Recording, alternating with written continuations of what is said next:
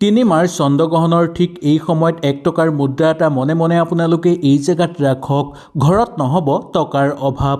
দীঘলীয়া 105 বছৰৰ পিছত এনে এটা জাগতিক ঘটনা ঘটিবলৈ গৈ আছে, যিটো ঘটনা সকলো বিশ্ববাসীয়ে দেখিবলৈ পাব। 3 মাৰ্চত মহাজাগতিক চন্দ্ৰগ্ৰহণ ঘটিবলৈ গৈ আছে। এই চন্দ্ৰগ্ৰহণ অত্যন্ত বিশেষ আৰু বিৰল চন্দ্ৰগ্ৰহণ বুলি বৰ্ণনা কৰা হৈছে। এই চন্দ্ৰগ্ৰহণ 2026 চনৰ মহাজাগতিক ঘটনা বুলিও বহু লোকে বিবেচিত কৰিছে। জ্যোতিষশাস্ত্ৰৰ মতে এই চন্দ্ৰগ্ৰহণৰ সময়ত আমি বিশেষ কিছুমান কাম কৰিলে ঘৰলৈ সুখ শান্তি নামি আহিব, প্ৰচুৰ পৰিমাণে অৰ্থৰ আগমন হ'বলৈ ধৰিব, ঘৰত সফলতা নামি আহিব। আহক তেনেহ'লে আমি বেছি দেৰি নকৰি সুন্দৰভাৱে জানি লওঁ এই চন্দ্ৰগ্ৰহণত কি কাম কৰাটো উচিত।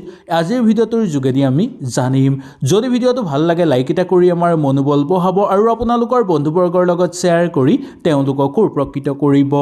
1 নম্বৰটো, গ্ৰহ দোষৰ পৰা পৰিত্ৰাণ পাবৰ কাৰণে এই চন্দ্ৰগ্ৰহণ চলি থকাৰ সময়ত 1 টুকুৰা কয়লা আপোনালোকে নদী বা পুখুৰীত উটুৱাই দিয়ক। এনে কৰাটো অত্যন্ত শুভ বুলি মনা গৈছে। বাস্তুশাস্ত্ৰৰ অনুসৰি আৰু জ্যোতিষশাস্ত্ৰৰ অনুসৰি বিশ্বাস কৰা হয় যে এই গ্ৰহণ চলি থকাৰ সময়ত যদি আপোনালোকে 1 টুকুৰা কয়লা নদী বা পুখুৰীত যদি উটুৱাই দিব পাৰে বা পেলাই দিব পাৰে, তেনেহ'লে আপোনালোকৰ ওপৰত থকা সকলো গ্ৰহ দোষ সমাপ্ত হৈ পৰিব। জীৱনত যদি কিবা আপোনালোকৰ সমস্যা চলি আছিল, সেই সমস্যাবোৰ দূৰ হৈ পৰিব। এটাৰ পিছত আনটো সুযোগ সুবিধা আপোনালোকৰ ঘৰলৈ আহিবলৈ ধৰিব। সেই গতিকে এই কাম কৰাটো শাস্ত্ৰৰ মতেও বহু বেছি শুভ বুলি মনা গৈছে। এই গ্ৰহণ চলি থকাৰ সময়তেই আপোনালোকে এই কাম কৰিব লাগিব। গ্ৰহণৰ আগত কৰিলেও নহ'ব, গ্ৰহণৰ পিছত কৰিলেও নহ'ব। যেতিয়া গ্ৰহণ চলি থাকিব সেই সময়তেই আপোনালোকে 1 টুকুৰা কয়লা নদী বা পুখুৰীত উটুৱাই দিব। যদি আপোনালোকৰ ঘৰত কয়লা নাই, তেনেহ'লে আপোনালোকে 1 টুকুৰা এঙাৰো নদী বা পুখুৰীত উটুৱাই দি থৈ আহিব পাৰে। এনে কৰিলে আপোনালোকৰ জীৱনৰ পৰা সকলো সমস্যা সমাপ্ত হৈ পৰিব, জীৱনত শুভ শক্তি জাগ্ৰত হ'বলৈ ধৰিব। 2 নম্বৰটো, চন্দ্ৰগ্ৰহণ চলি থকাৰ সময়ত পৰুৱাক চেনি খাবলৈ দিয়াটো অত্যন্ত উত্তম বুলি মনা গৈছে। যদি এই চন্দ্ৰগ্ৰহণৰ সময়ত আপোনালোকে এই এটা কাম কৰে, দেখিবলৈ পাব যে আপোনালোকৰ ঘৰৰ পৰা দুখ দৰিদ্ৰতা দূৰ হৈ পৰিব, ঘৰলৈ সুখ সমৃদ্ধি আহিবলৈ ধৰিব। এটাৰ পিছত আনটো শুভ সুযোগ আপোনালোকৰ ঘৰত লাভ কৰিব পাৰিব আৰু প্ৰচুৰ পৰিমাণে আপোনালোকৰ ঘৰত অৰ্থৰ আগমন হ'বলৈ ধৰিব। ঘৰৰ পৰা দুখ কষ্ট আৰু দৰিদ্ৰতা দূৰ হৈ পৰিবলৈ ধৰিব। নতুন সুযোগে আপোনালোকৰ ঘৰত উৎসাহ আৰু আনন্দিত কৰাৰ উপৰিও সকলো অভাৱ আপোনালোকৰ দূৰ কৰি নিব। চন্দ্ৰগ্ৰহণ চলি থকাৰ সময়ত আপোনালোকে ঘৰৰ বাহিৰত গছ লগোৱাটো অত্যন্ত উত্তম বুলি মনা গৈছে। এই সময়ত যদি আপোনালোকে এজোপা হ'লেও গছ লগাব পাৰে, তেনেহ'লে বহু যুগৰ পুণ্য আপোনালোকে গোটাব পাৰিব। ইয়াৰ ফলত জীৱনত প্ৰতিটো ক্ষেত্ৰতে আপোনালোকৰ জীৱনলৈ সুবিধা আহিব, প্ৰচুৰ পৰিমাণে ঘৰলৈ অৰ্থৰ আগমন হ'ব আৰু সকলো দেৱ দেৱীৰ আগমন হ'ব আপোনালোকৰ ঘৰলৈ। এটাৰ পিছত আনটো সুযোগ সুবিধা আপোনালোকৰ আহিব। ঘৰত থকা সকলো বেয়া শক্তি দূৰ হৈ পৰিব, ঘৰলৈ নতুন নতুন সুযোগ সুবিধা আপোনালোকৰ নামি অহা দেখিবলৈ পোৱা যাব। সেইকাৰণে এই চন্দ্ৰগ্ৰহণ চলি থকাৰ সময়ত এটা পুলি হ'লেও বা এজোপা গছৰ পুলি হ'লেও আপোনালোকে লগাবলৈ চেষ্টা কৰিব। এনে কৰিলে বহু বছৰৰ পুণ্য আপোনালোকে গোটাব পাৰিব আৰু পূৰ্বজন্মৰ সকলো পাপ আপোনালোকৰ ধ্বংস হৈ পৰিব। চন্দ্ৰগ্ৰহণৰ সময়ত এটা কাঁহৰ বাচনত আপোনালোকে সামান্য ঘিউ ল'ব আৰু তাৰ মাজত 1 টকাৰ মুদ্ৰা এটা সেই পাত্ৰটোত আপোনালোকে থ'ব।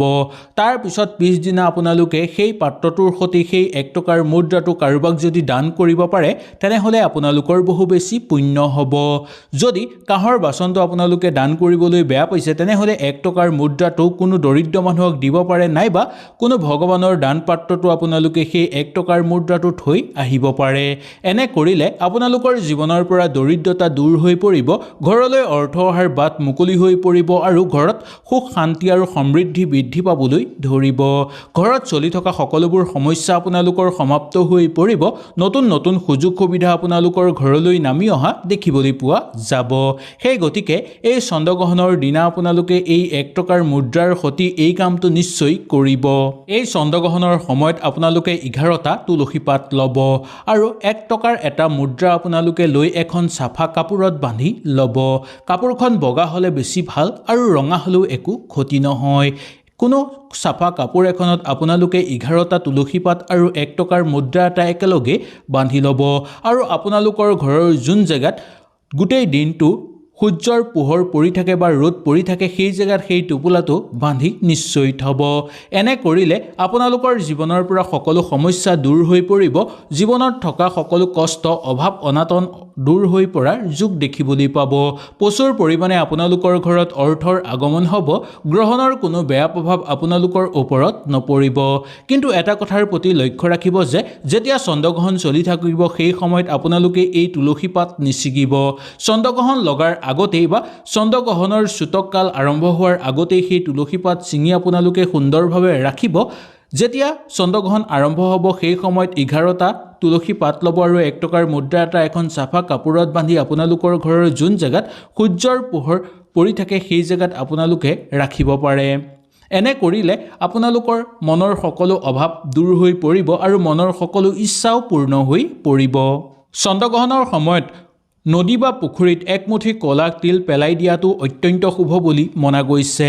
এনে কৰিলে আপোনালোকৰ সকলো পাপ ধ্বংস হৈ পৰিব। জীৱনত চলি থকা সকলো দুখ অভাৱ অনাটন দূৰ হৈ পৰিব। সেই গতিকে শাস্ত্ৰই কয় যে চন্দ্ৰগ্ৰহণ বা সূৰ্যগ্ৰহণ চলি থকাৰ সময়ত যদি আপোনালোকে নদী বা পুখুৰীত একমুঠি কলা তিল পেলাই দিব পাৰে তেনেহ'লে ঘৰত ধন সম্পত্তি বৃদ্ধি পাবলৈ ধৰিব। পৈতৃক সম্পত্তি লাভৰ সুযোগ আপোনালোকৰ জীৱনলৈ আহিব। এটাৰ পিছত আনটো সুযোগ আপোনালোকে অতি সোনকালে লাভ কৰিব পাৰিব। এই গ্ৰহণৰ পিছত আপোনালোকৰ ঘৰলৈ নতুন ভাল খবৰ আহিব আৰু কিবা কাম আপোনালোকে হাতত ল'লেও সেই কামৰ পৰা উচিত ফলাফল লাভ কৰিব পাৰিব। চন্দ্ৰগ্ৰহণ অন্ত হোৱাৰ পিছত গোটেই ঘৰৰ মানুহে গা ধুব লাগে আৰু গোটেই ঘৰত গংগাজল ছটিয়াই ঘৰখন পবিত্ৰ কৰি ল'ব লাগে। যদি আপোনালোকৰ ঘৰত গংগাজল নাই তেনেহ'লে আপোনালোকে পৰিষ্কাৰ পানী দিও গোটেই ঘৰখন বিশুদ্ধ কৰি ল'ব পাৰে আৰু পিছদিনাখন সূৰ্যদেৱক পানী নিবেদন কৰিব লাগে। এনে কৰিলে আপোনালোকৰ জীৱনৰ পৰা দুখ দৰিদ্ৰতা দূৰ হ'ব। দাম্পত্য জীৱন সুন্দৰ হৈ পৰিব। ঘৰৰ সকলো সমস্যা আপোনালোকৰ সমাপ্ত হৈ পৰিব। এটাৰ পিছত আনটো সুযোগ সুবিধা আপোনালোকৰ জীৱনলৈ আহিব। প্ৰচুৰ পৰিমাণে অৰ্থৰ আগমন হ'ব আৰু গ্ৰহণৰ একো বেয়া দৃষ্টি আপোনালোকৰ ওপৰত নপৰিব। গ্ৰহণ লাগি থকাৰ সময়ত যদি গৰুক ঘাঁহ খাবলৈ দিয়ে তেনেহ'লে আপোনালোকৰ বহু বেছি পুণ্য হ'ব। এই সময়ত দুখীয়া মানুহক নিজৰ সাধ্য অনুসৰি যদি দান দক্ষিণা কৰিব পাৰে তেনেহ'লেও আপোনালোকৰ বহু পুণ্য হয়। গ্ৰহণ চলি থকাৰ সময়ত দান দক্ষিণা কৰাটো উত্তম বুলি মনা গৈছে। যদি গ্ৰহণৰ পিছতো আপোনালোকে দান দক্ষিণা কৰে তেনেহ'লেও আপোনালোকৰ বহু বেছি পুণ্য লাভ হ'ব। ঘৰলৈ শুভ সংকেত আহিবলৈ ধৰিব। নতুন নতুন সুযোগ সুবিধা আপোনালোকে লাভ কৰিব পাৰিব। যি কামতেই হাত দিব সেই কামতেই সফলতা হোৱাটো নিশ্চিত। প্ৰচুৰ পৰিমাণে অৰ্থৰ আগমন হ'ব আপোনালোকৰ ঘৰলৈ। সেই গতিকে এই চন্দ্ৰগ্ৰহণ চলি থকাৰ সময়ত আপোনালোকে গৰুক ঘাঁহ খাবলৈ দিব আৰু দুখীয়া মানুহক নিজৰ সাধ্য অনুসৰি দান দক্ষিণা কৰিব। হয়তো এই ভিডিঅ'টোৰ যোগেদি আপোনালোকে সুন্দৰভাৱে বুজি পালে। যদি কিবা অসুবিধা পালে নিশ্চয় মোক তলত কমেণ্ট কৰি জনাব। তেনেহ'লে আজিলৈ আপোনালোকৰ ওচৰৰ পৰা বিদায় লৈছোঁ। কালিলৈ পুনৰ আপোনালোকক লগ পোৱাৰ প্ৰতিশ্ৰুতিৰে আজিলৈ নমস্কাৰ।